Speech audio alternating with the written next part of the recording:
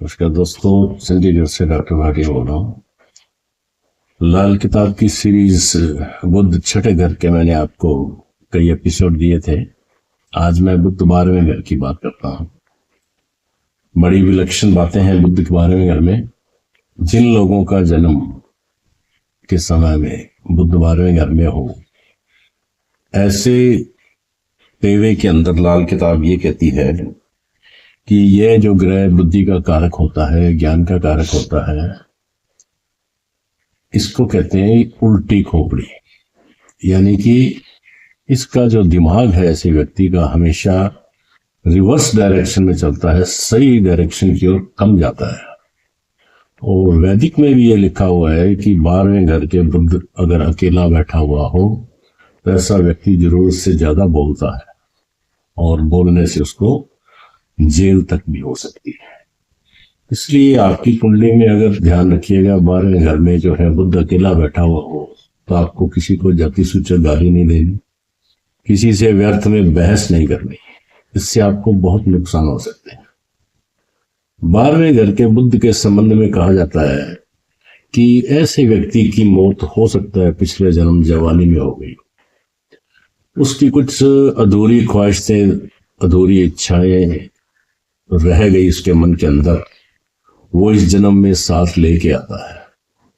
और ऐसा व्यक्ति इस जन्म में आने के बाद पीरों फकीरों के पास भी भटकता है, उनके पास जाता है, तांत्रिकों के पास भी जाता है।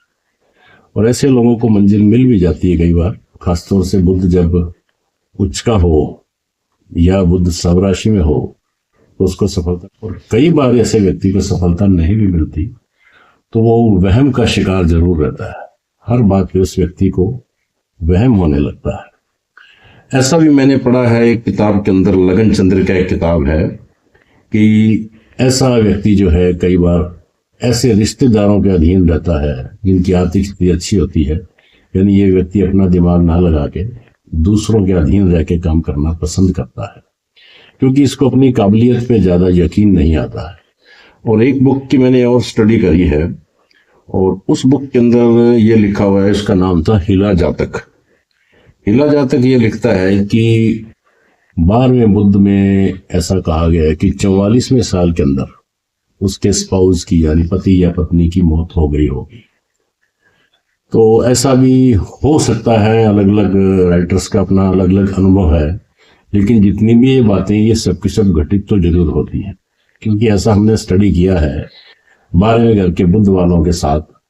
कई लोग बताते हैं मुझे आके कि हमें सपने बड़े अजीब आते हैं। और सपनों के संबंध से मैंने एक जगह और भी स्टडी की थी, वहां ये लिखा था कि इंसान जो है पराशक्तियों के अधीन रहता है। ऐसा व्यक्ति, पराशक्तियां आप समझते हैं, super power, super natural power से ऐसे व्यक्ति का संबंध हो सकता है, जिनको सोल्स बोलते हैं हम। प्लेन चिट का कुछ लोग करते हैं अध्ययन, वो सोल्स को कॉल करते हैं इस पे डैशबोर्ड पे, तो ऐसे व्यक्ति को सफलता तो मिलती है।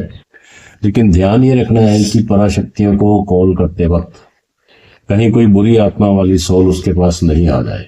अगर ऐसा होता है तो उसको नुकसान भी हो जाता है।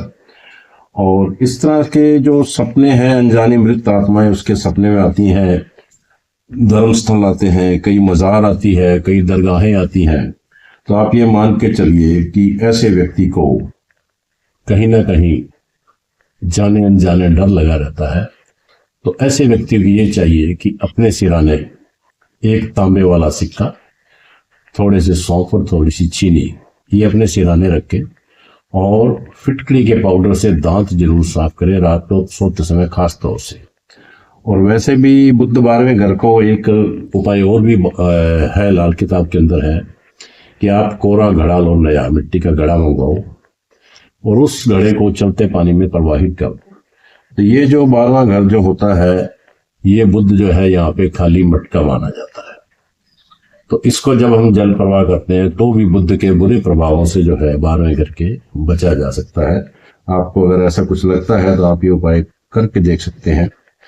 और ऐसे व्यक्तियों को मैंने ये भी बताया था कि किसी भी मंदिर में या धर्म स्थान में, खास तौर से गणेश जी के मंदिर में अगर ये व्यक्ति जाके किसी लड्डू चढ़ा के आता है तो इसको बुरे प्रभाव आने बंद हो जाते हैं।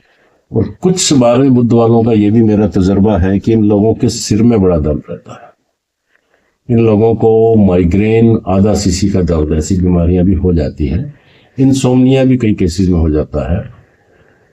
तो हम जो उपाय करवाते हैं ऐसे केसेस के अंदर, हम ये बोलते हैं कि आप एक फिटकड़ी का टुकड़ा लो, उसको अपने ऊपर 7 बार वार लो एंटी क्लॉकवाइज। उसको वार के किसी चौराहे पे, किसी खाली जगह पे जाके अपने ऊपर से पीछे फेंक दीजिए, तो उससे भी बुद्ध के बुरे प्रभावों से बचा जा सकता है। 12वें घर का जो बुद्ध होता है, ऐसे व्यक्ति के संबंध पिता के साथ ज्यादा अच्छे नहीं होते, ऐसा मेरा अनुभव है। खासतौर से शुक्र हो तो, क्योंकि 12वां घर लाल किताब के अनुसार जमीन होगी बृहस्पति की, और शुक्र यहाँ उच्च राशि का हो जाता है या नीच राशि का हो, तो दोनों ही केस में पिता और पुत्र के संबंध काफी खराब भी रहते हैं। और ये भी मेरा प्रैक्टिकल अनुभव है कि 12वें घर में बुध शुक्र जैसे ग्रह हो तो पिता पुत्र से दूर ही रहता है, ऐसा अनुभव, प्रैक्टिकल अनुभव है। तो आप भी अपनी कुंडलियों का अध्ययन कीजिए, आप ये देखिए कि आपकी कुंडली में बुध की पोजीशन कैसे है। अगर आपको कोई क्वेरी हो तो आप मुझे कॉल कीजिए 7023255775 पे। Thank you for watching.